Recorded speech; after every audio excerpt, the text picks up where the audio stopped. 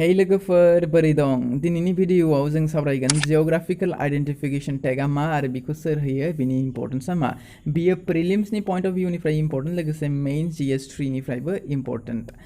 before beginning this video let's just take a question आरो क्वेश्चना ओरैबायदि मोननै स्टेटमेंट दङ बिनि गेजेराव बबे मोननैया राइट बेखौ बासिना बरननांगौ सो फर्स्ट स्टेटमेंटआ जाबाय GI tag is available only for agricultural products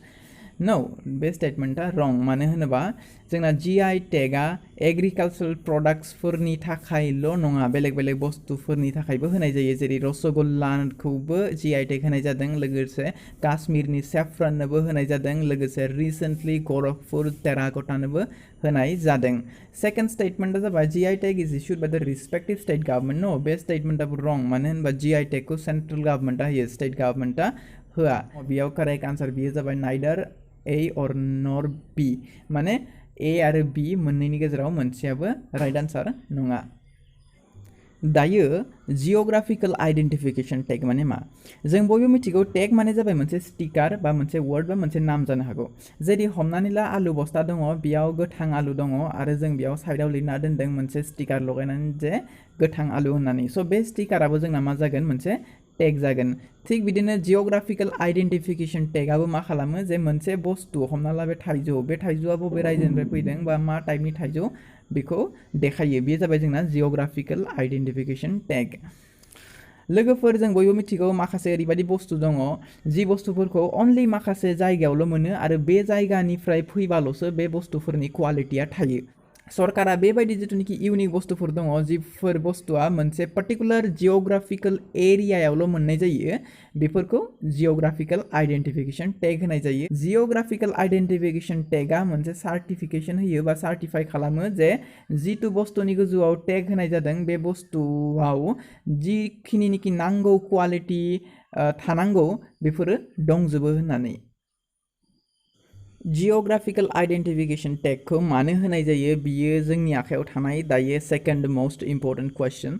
जिअग्राफिकल identification टैगखौ मोनसे पार्टिकुलार एरियानि मोनसे पार्टिकुलार इउनिक बुस्थुखौ रेकगनाइज खालामनो थाखाय होनाय जायो आरो बेयाव मोननै पार्टिहा लाब जायो मोनसेया जाबाय कन्ज्युमारफोरहा लाब जायो मोनसेया जाबाय प्रडिउसारफोरहा लाब जायो दायो माबोरै जायो आरो बे गैयाबा सोरहा लकसान जायो बेखौ जों एसे नायनोसै हमनानै ला जिअग्राफिकल आइडेन्टिफिकेशन टैग सिस्टेमा गैथ'आ बेबायदि केसाव हमनानै ला बे जोंना दार्जिलिंनि सा बा दार्जिलिंनि सापातनिफ्राय बानायनाय सा बेबायदि केसाव मानसिफ्रा मा खालामदों बे दार्जिलिंनि टीनि टेस्टआ जिहेतु मोजां जोबोद नागिरदों दार्जिलिंनि टीखौ जायनि थाखाय बिनि डिमान्डआ हाई जादों आरो बिनि दामाबो मा जादों जोंना बारायलांदों बे बुस्थुखौ नुनानै हमनानै ला बियो आसामनि सासे मानसि आरो बियो मा सानो आसामनि सापातखौनो आं पेक खालामनानै जुदि दार्जिलिंनि टी होननानै लिरना होनो हायो अब्ला बे जिथुनिखि कन्ज्युमार दङ बिसोरनो आं थगायनानै फाननो हागोन आरो अब्ला जोंना हाई प्राइसबो मोनगोन स' लाब मोनसे जागोन स' बेबायदि जुदि खालामो अब्ला लकसानहा सोरहा जागोन फार्स्ट अफ अल लकसान जागोन कन्ज्युमारफोरा मानो होनबा कन्ज्युमारफोरा रियेल प्रडाक्टखौ मोनाखै बे फेक दार्जिलिं टीखौसो मोनदों सेकेंडआ जाबाय जाय बे दार्जिलिं टीखौ एक्चुअली प्रडिउस खालामो बिस्राबो लकसान जागोन मानो होनोबा जुदि कन्ज्युमारफोरा बे मानसिनिफ्राय बायामोन अब्ला सोरनिफ्राय बायगौमोन जाय एक्चुअली दार्जिलिं टीखौ प्रडिउस खालामदों बिसोरनिफ्राय बायगौमोन अब्ला बेयाव जिथुनिखि दार्जिलिं टी प्रडिउस खालामदों बिसोरनि आखायाव मा फैगौमोन फैसा फैगौमोन ना फैयामोन फैसा फैगौमोन मोनसे जिअग्राफिकल टैग मोननाय बुस्थुखौ जुदि फेक बायदि फानो जेरै हमनानै ला बे दार्जिलिं टीया जोंना मा मोनबाय जिअग्राफिकल टैग मोनखांबाय बेबायदि केसाव अनलि बे दार्जिलिं एरियानि मानसिफ्रासो दार्जिलिं टी होननानै पेकआव लिरनानै बा पेकेटाव लिरनानै बे मानसिफोरनो फाननो हागोन बे बेलेग रायजोनि मानसिफ्रा फाननो हानाय नङा स' बे केसाव लाभा सोरहा जागोन जोंना बे दार्जिलिंनि एरियानि जिथुनिखि मानसिफोर दङ बिसोरासो लाब जागोन आरो बेबायदि जिथुनिखि मिडलमेन दङ बिसोरो एक्सप्लइट खालामनो हानाय नङा आरो बेयाव मोननै पार्टिया लाब जायो मोनसेया जाबाय मा जिथु कन्ज्युमारफोर दङ बिसोरो रियेल प्रडाक्टफोरखौ मोनो आरो जिथुनिखि दार्जिलिं टी रियेलि प्रडिउस खालामो बिसोरबो रियेल इनकाम मोनो आरो बारा इनकाम मोनो हमनानै ला आसामनि साया GI टैग मोनबाय बेबायदि केसाव आसामनि मानसिफोराल' बे साखौ बा बे सापातखौ पेक खालामनानै आसाम टी होननानै लेबेल मारिनानै फाननो हागोन बे जाबाय आसामनि मानसिफोरनि इउनिक अधिकार जाहैगोन बेबायदि केसाव आरो बेलेग रायजोनि मानसिफोरा बा प्रडिउसारफोरा बेबायदि आसाम टि होननानै लेबेल मारिनानै फाननो हानाय नङा जिअग्राफिकेल आइडेन्टिफिकेशन सिस्टेमा जोंखौ बोरै हेल्प खालामनो हागौ स' फार्स्ट अफ अल इट इनक्रिजेस द इनकाम अफ द प्रडिउसार्स अफ द कनसार्नड एरिया आसामनि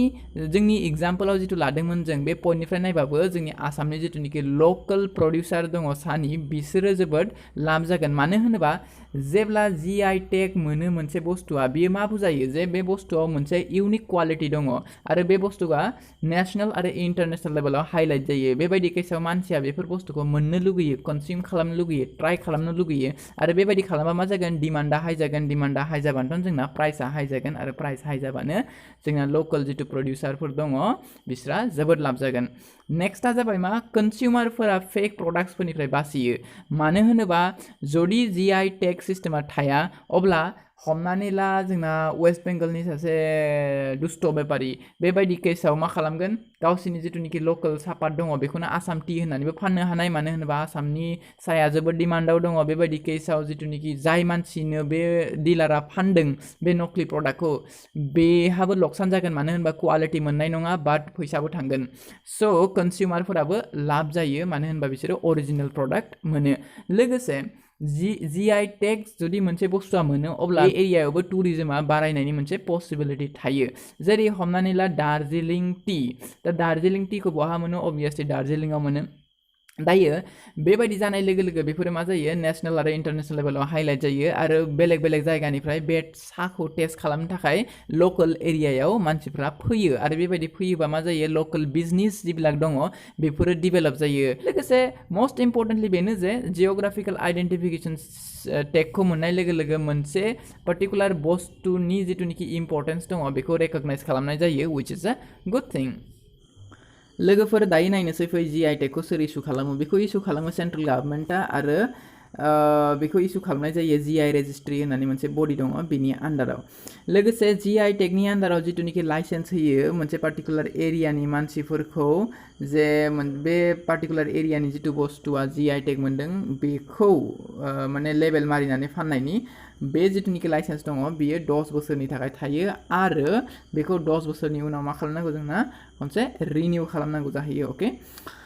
बेजों लोगोसे हमनानै ला मोनसे बुस्थु ए बुस्थु आरो ए बुस्थुनि गोजौआव एक्स आरो वाइ जायगा मोननै दङ बे एक्सआबो बुंदों मा ए आ जोंनिसो बुस्थु जोंनि एरियानिसो बुस्थु वाइ आबो बुंदों ए आ जोंनि एरियानिसो बुस्थु बेबायदि केसाव जोंना मा खालामनो हागौ GI रेजिस्ट्रिया बेयाव इन्टारभिन खालामगोन आरो बबे सासेनि क्लेमा